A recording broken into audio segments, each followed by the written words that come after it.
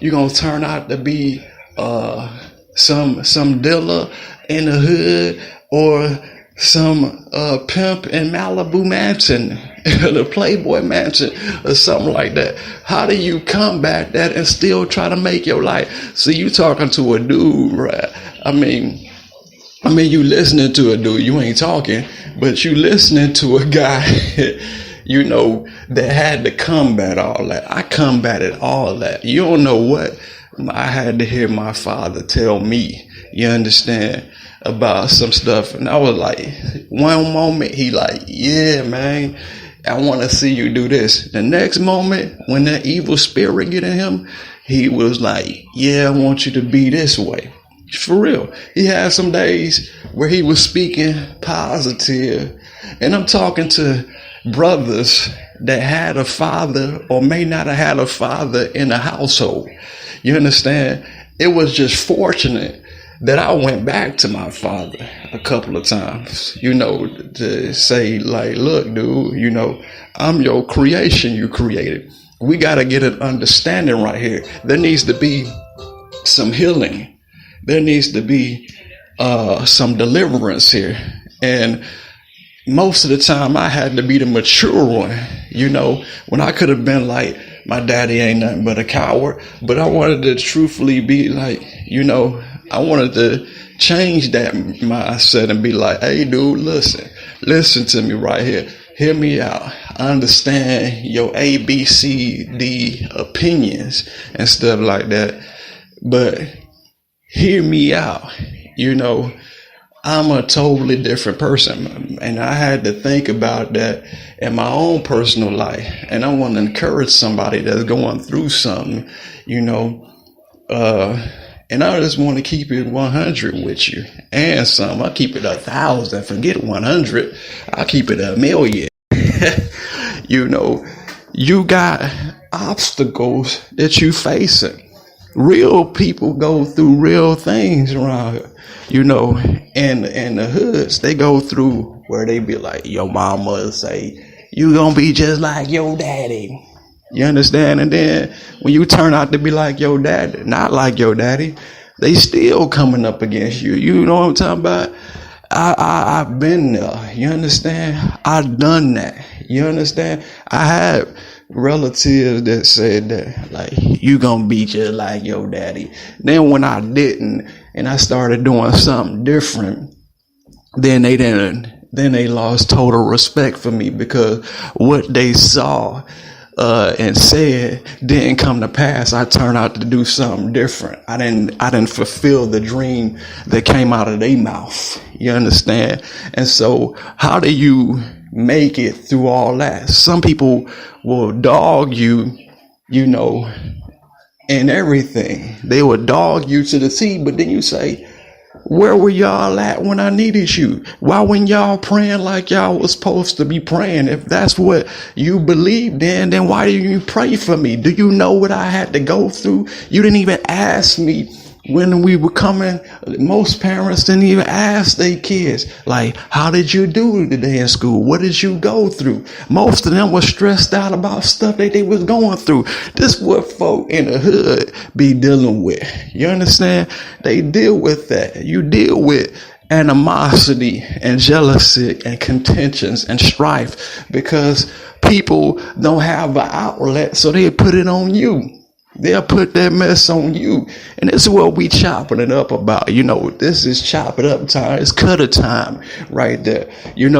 And what I mean by that is it's time to open up the flow, to people getting a understanding pretty much about how I go around here, and the injustices that we go through. Like, for example, my little sister was 8 years old and got raped by a 17-year-old in the city. And they said he could finish high school. And her life I actually went to court and had to speak on her behalf. So I pretty much was a justifiable person. I stood against injustices, and when they looked at me, he was afraid and everything, because I'm like the oldest brother, I'm the one that was going, do something. I'm the one you don't want to come across, when you put me, you back everybody else in the corner. I'm the one that had to do stuff. So I want to reach somebody that feel like that. You understand? Feel like you had to do this, that, and the other. Yeah, I had to wrestle through peer pressures and stuff like that. And truthfully, when you in a certain atmosphere, you always facing peer pressure. It's never, ever leaving you. The devil always getting people's minds to pressure you with this, that, and the other. So, real talk, you gotta really, pray, to God for real. And most folk that we talking about, they pray, they kind of lost faith in that.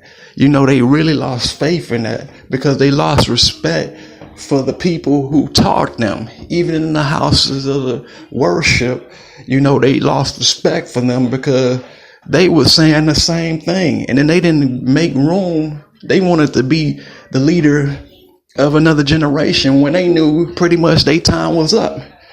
Dude, you did that, and you got to raise up somebody else to do it. You cannot, you don't understand the ebonics enough.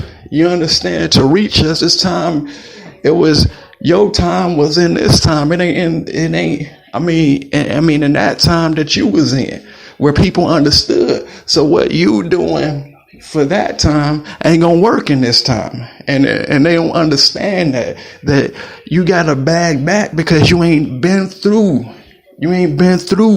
what folk go through in this day and time. See, what they went through back then was a different age. You understand?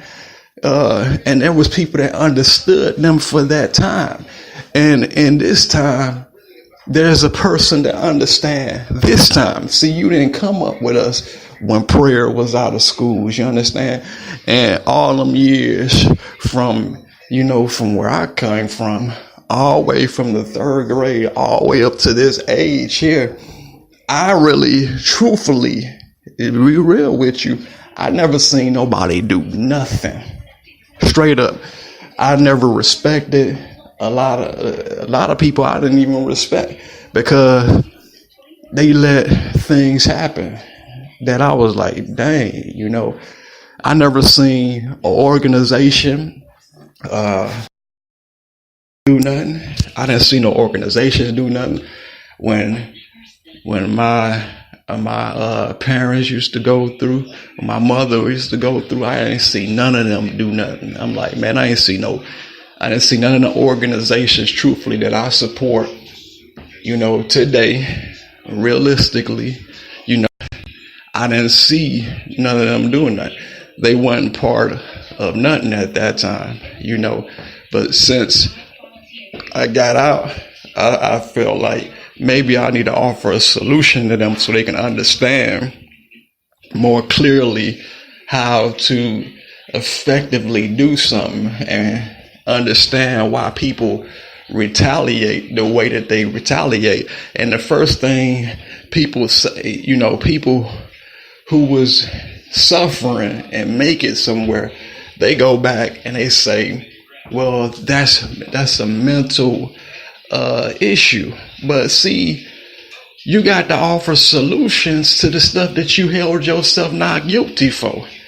A lot of people hold themselves not guilty, in the suffering of the young people in the neighborhood.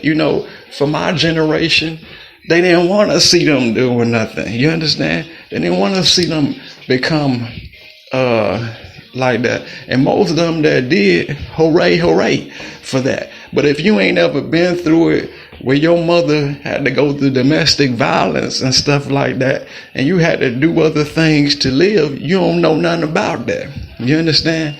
And where you couldn't even focus in school because you worried about if your mama getting mollywopped. You understand? And stuff like that. You gotta understand. You gotta when you gotta defend them, and beat a grown dude down for touching, and throw them things at, I'm talking about. When I say throw them things, I mean that fist, throw them fists at a coward. This the people got pain, you understand, and that's what they go through. People in the hood go through it, but other people, when something go down, they wonder why people pretty much respond at them and start busting at them automatically. Cause one, dude, you don't understand where I come from. You understand? If you understood where I come from, then maybe I'll be open to speak to you a little tad bit. If you understood where I came from, what my struggle was from. When I had to, you understand, when the person got to understand, I had to break generational curses that every choice my mom and dad might have made might not have been the one that was influential. And so, we didn't have nobody standing for us. It wasn't no pastors coming to pray for folk. You understand? And stuff like that. They was always talking about what they were gonna do, but they ain't care nothing about a generation. You understand? And it's a true thing. When I got sick and stuff like that, I had a pastor do some dirty stuff. You understand about? So that could have corrupted me, and I could have been corruptible. You understand? I could have been like really wild. Boy, I could have been a nightmare on M Street. I could have been the most dirtiest person in the world, because of all the pressure I've been through and all the stuff that I could have really changed my direction. I wouldn't have probably been with none of the stuff I was about to be in, through all of the pressure that I went through. And if it had not been for me knowing God the way that I knew God, I probably wouldn't have lasted that long, physically and spiritually, or nothing like that. I probably would have just, wild out on pretty much everybody. You know what I'm saying? Because I was already too powerful for my own good. So, and then when I want to be, I'm outspoken, but I'm a doer. So if I say I'm gonna go do something, 9 times out of 10, I'm gonna go do it. Well, not 9 times out of 10, 10 times out of 10, I'm gonna go do it. If it's to the point where I'm getting pressure, where I gotta, make myself clear to somebody. And that's what, and I remember being right there, and I remember seeing how she had to, family cut off on her, and she had to do everything on her own and everything. And my dad was sitting there at the time. He couldn't offer a help